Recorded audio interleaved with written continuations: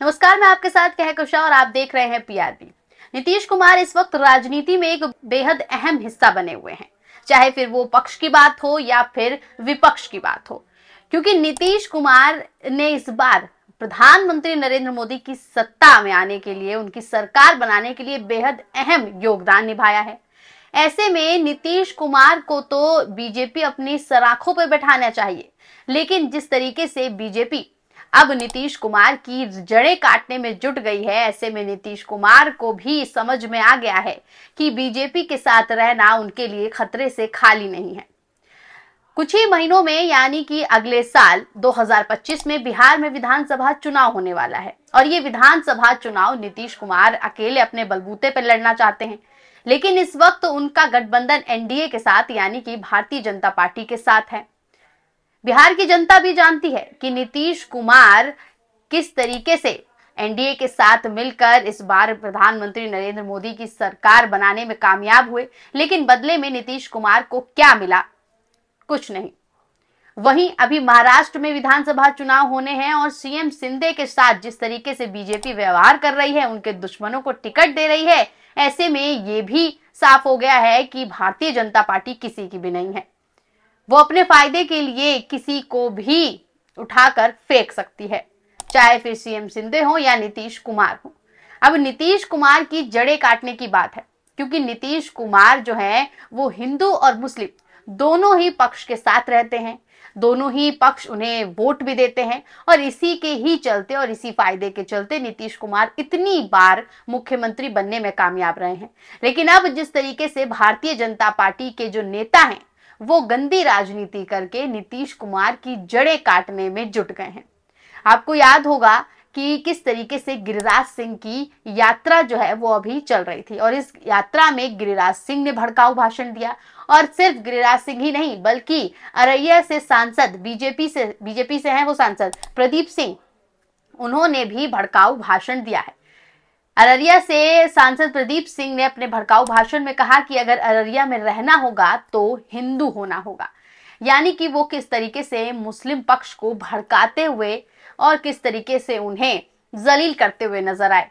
वहीं गिरिराज सिंह ने भी ऐसे ही भड़काऊ भाषण दिया। उन्होंने तो हिंदुओं के घर में अस्त्र शस्त्र तलवार रखने की बात कह दी कि सभी को जागरूक होना पड़ेगा, अपने घरों में हथियार रखने होंगे क्योंकि इससे हमें मजबूत बनना है। अब अररिया से सांसद प्रदीप सिंह ने जो बात कही उसके बाद उन पर एफआईआर दर्ज की जा रही है।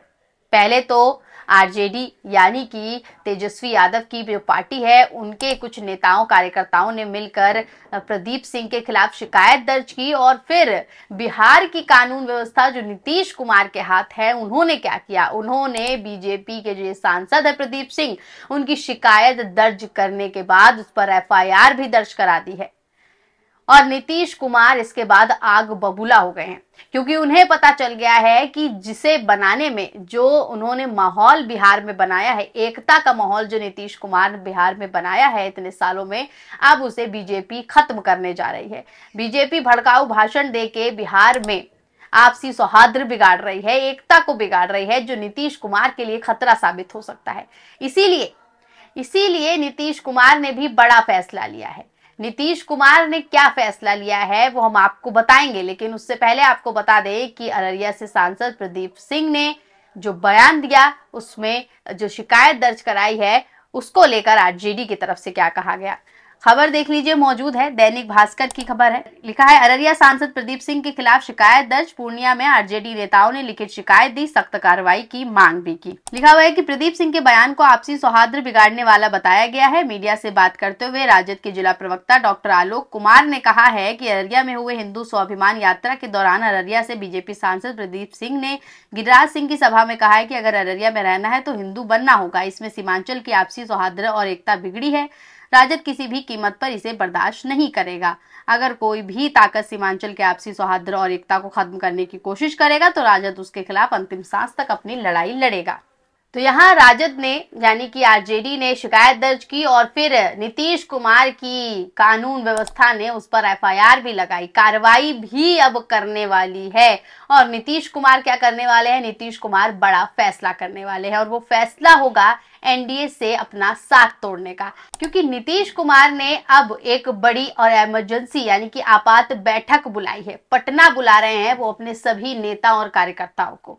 अब इन्हीं सब नेता कार्यकर्ताओं को पटना बुला रहे हैं और पटना बुलाकर वो क्या करने वाले हैं, इस मीटिंग में कौन सा बड़ा फैसला लेने वाले हैं, ये तो नीतीश कुमार ही जानते होंगे। लेकिन जो अटकलें लगाई जा रही हैं, जो सूत्रों के हवाले से खबरें आ रही हैं, वो कुछ इस तरीके से आ रही हैं कि नीतीश कुमार अब एनडीए का साथ छोड़ने वाले हैं।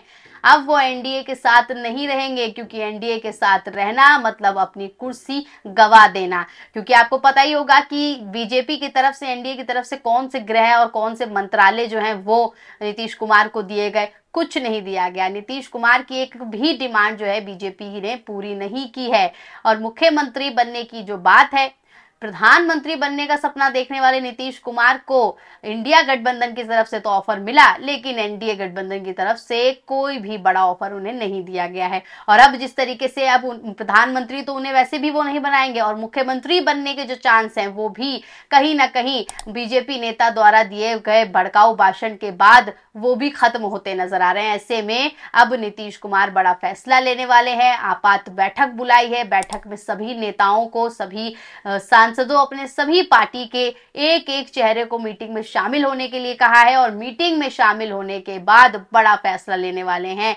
और इसके अलावा आपको बता दें कि बिहार विधानसभा चुनाव अगले साल है, क्योंकि पहले ही तमाम जो बड़े चेहरे हैं, चाहे फिर वो लालू यादव हो, मीसा भारती हो या फिर ममता बनर्जी हो, सभी कह चुके हैं कि नीतीश कुमार कभी भी पलट सकते हैं, और ये पलटेंगे, जरूर पलटेंगे, क्योंकि अपने फायदे के लिए नीतीश कुमार ने हमेशा ये फैसला लिया है। और इस बार भी वो कुछ ऐसा फैसला लेने वाले हैं, क्योंकि अगर भारतीय जनता पार्टी के नेता ऐसे ही भड़काऊ भाषण देते रहे तो नीतीश कुमार आने वाले समय में विधानसभा चुनाव में करारी हार का सामना करना पड़ सकता है उन्हें।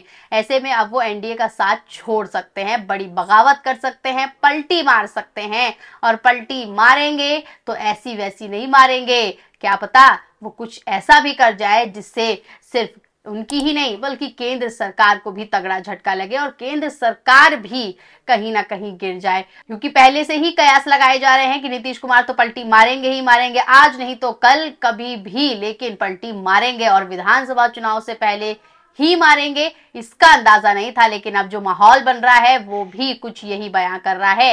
तेजस्वी यादव के बेहद करीबी हैं वीरेंद्र भाई, उन्होंने भी ऐसा बड़ा दावा किया था कि 2025 के चुनाव से पहले नीतीश कुमार महागठबंधन में शामिल हो जाएंगे।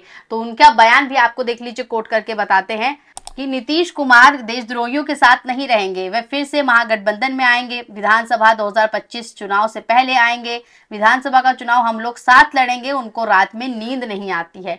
तो रात में नींद नीतीश कुमार को नहीं आती है, और रातों में नींद नहीं आ रही है, इतने परेशान हो गए हैं एनडीए के साथ, बीजेपी के साथ रह के, इनके नेताओं की हरकतों को देखते हुए नीतीश कुमार का जो है पारा इतना हाई हो गया है कि अब वो आनन फानन में ऐसा ही कुछ फैसला लेने वाले हैं, जो तमाम समय से लोकसभा चुनाव के नतीजे आने के बाद से ही जो है बड़े बड़े चेहरे कह रहे हैं कि इंडिया गठबंधन में नीतीश कुमार की एंट्री जल्द होने वाली है। तो इस मीटिंग के बाद एक बड़ा ऐलान नीतीश कुमार कर सकते हैं। उस ऐलान का इंतजार अब आपको, हमको, सबको रहेगा।